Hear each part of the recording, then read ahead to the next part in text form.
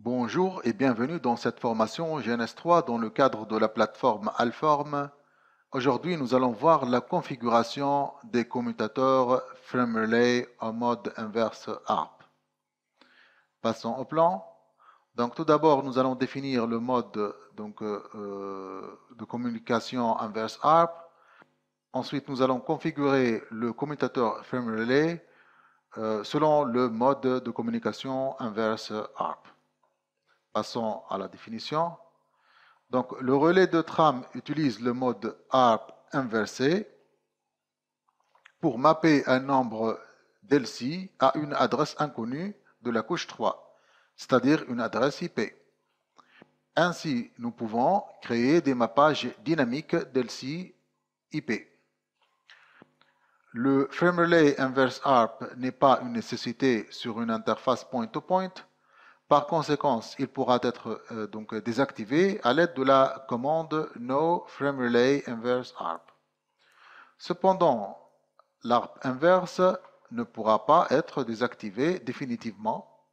Cela signifie que, même si nous désactivons l'inverse ARP ou le mode inverse ARP au niveau d'une interface, si cette interface reçoit une demande inverse ARP, elle répondra toujours à cette demande. Passons à la démonstration. Donc, au niveau de cette topologie, on va utiliser trois routeurs. Donc, nous remarquons ici que nous utilisons les interfaces principales au lieu des sous-interfaces. Ça d'une part. D'autre part, le DLC au niveau du hub n'est pas précisé, il est DLC dynamique. Donc, il va être défini selon la configuration du frame relay switch ou encore le commutateur frame relay.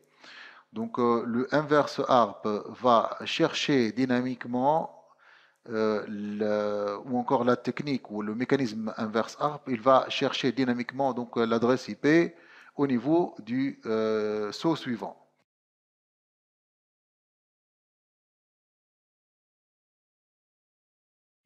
Donc, nous allons configurer le frame relay switch.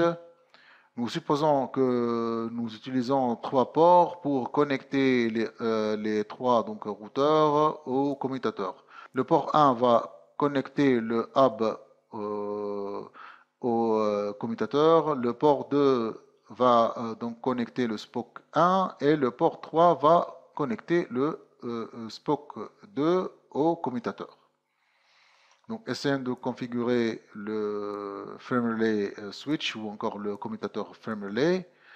Donc, le port 1 va correspondre au DLC 102, c'est-à-dire le port 1 ici et le port 2 ici. Donc, le 1 représente le port 1 et le 2 représente le port 2.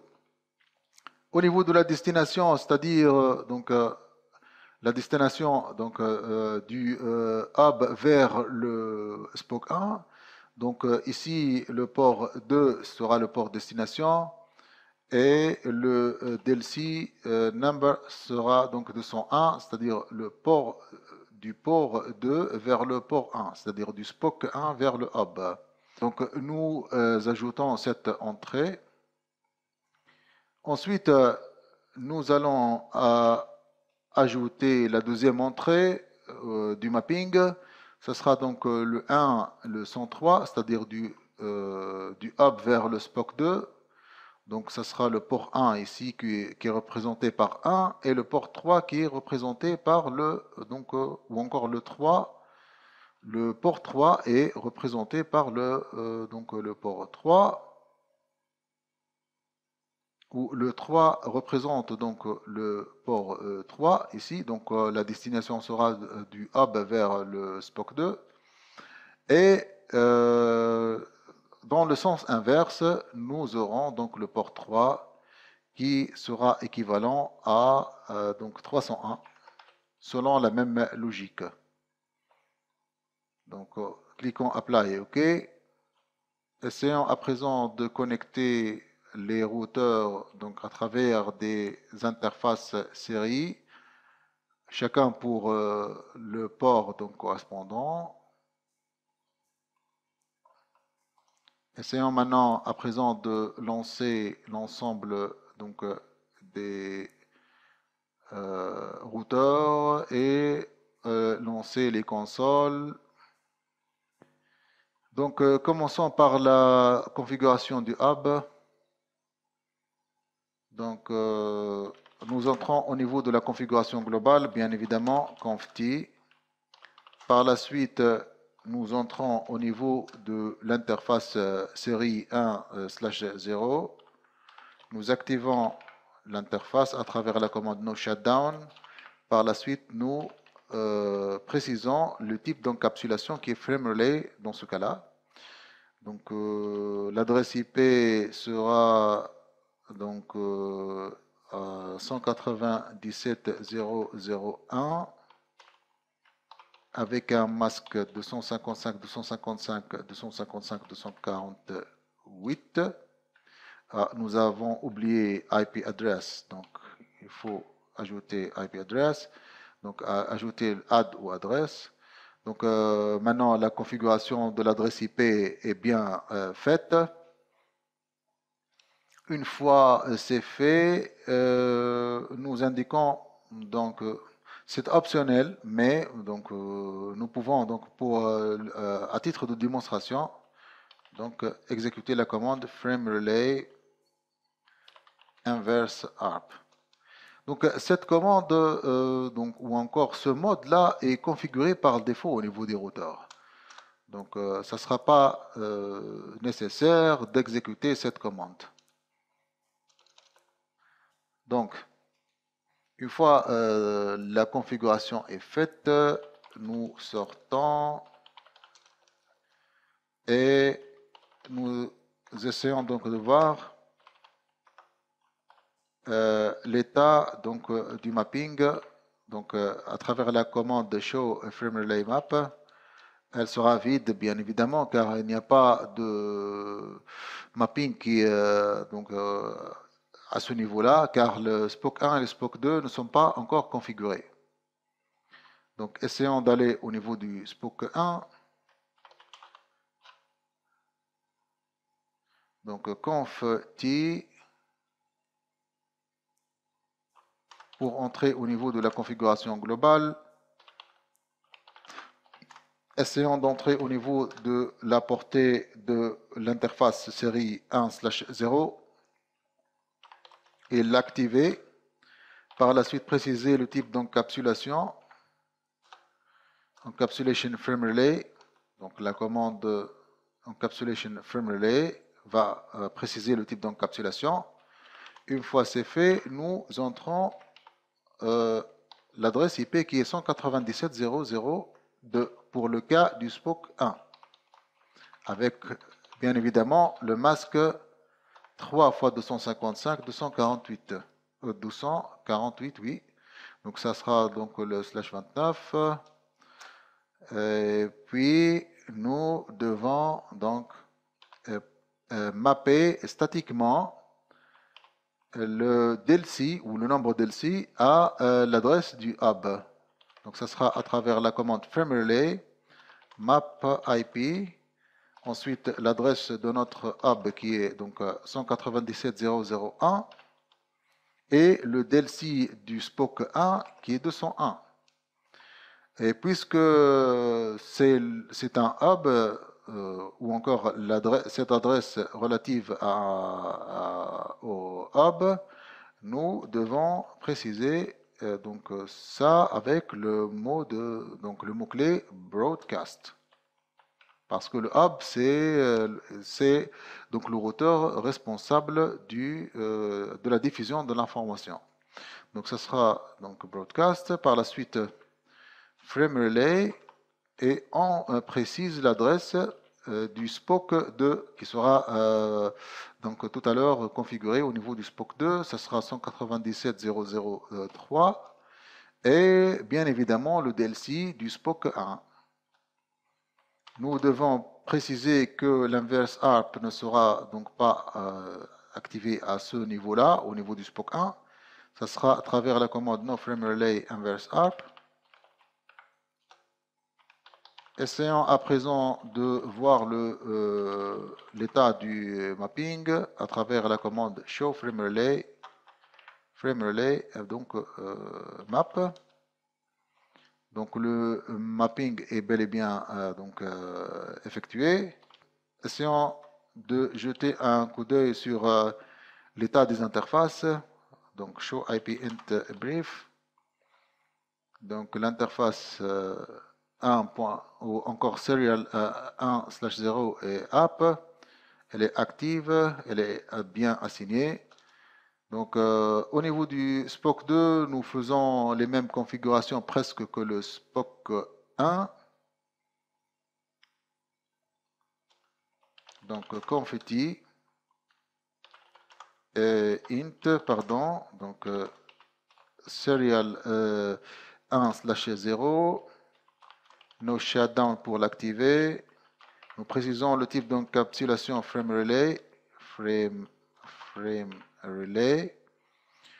Donc une fois c'est fait, nous attribuons l'adresse IP qui sera donc 197.0.0.3 pour le cas du SPOC 2 avec le masque 255.255.255.248. Donc frame relay map pour mapper donc l'adresse de notre hub ou DLC relatif au SPOC 2. Et puisque nous sommes dans le cas du hub, donc l'adresse hub ici, nous devons indiquer ou utiliser le mot de broadcast parce que le hub est le responsable de la diffusion de l'information. Donc, ça sera broadcast. Donc, il y a, oui, nous avons oublié map IP. Donc, voilà, maintenant configuré. Donc, le frame relay ou le mapping est configuré à notre hub. Nous configurons maintenant le mapping vers le SPOC 1. Donc l'adresse relative au SPOC 1 est 197.0.0.2. Donc une fois c'est fait, nous sortons.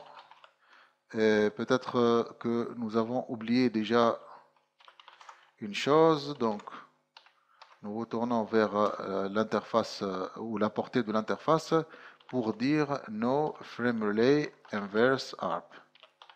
C'est très important. Donc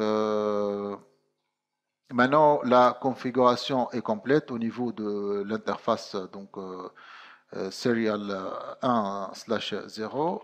Nous pouvons à présent sortir et tester le mapping à travers la commande show frame relay map.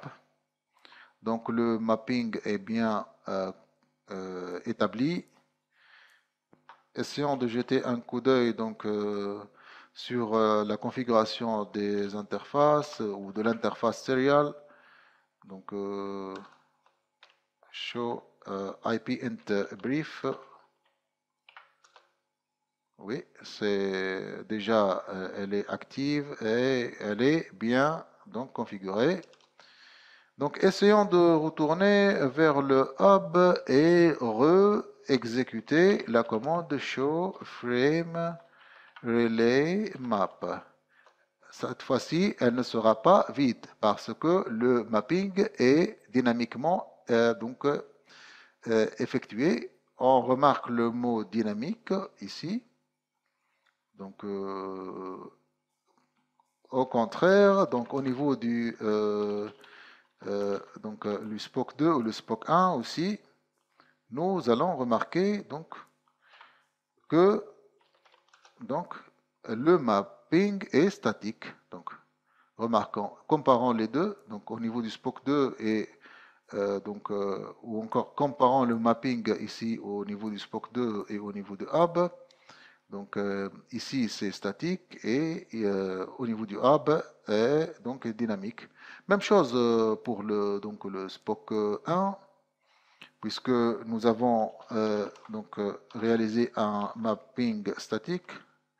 Donc frame relay map. Donc le mapping est statique. Donc pourquoi le mapping est dynamique ici? Parce que nous utilisons le mode de communication inverse ARP. Donc essayons à présent de pinguer ou d'envoyer une requête ping à partir du SPOC 1 vers le SPOC 2. Donc ping 197.0.0.3, je crois. Donc oui, c'est l'adresse du SPOC 2. Donc la connexion est bien établie entre le SPOC 1 et le SPOC 2. Essayons à l'envers de pinguer donc le SPOC 1. Même donc le hub, c'est la même chose. Donc si on essaie de connecter au hub des deux parties ou des deux parts, même au niveau du hub, si on essaie de se connecter au SPOC 1, donc une requête ping vers l'adresse 197.0.0.2 et vers le SPOC 3.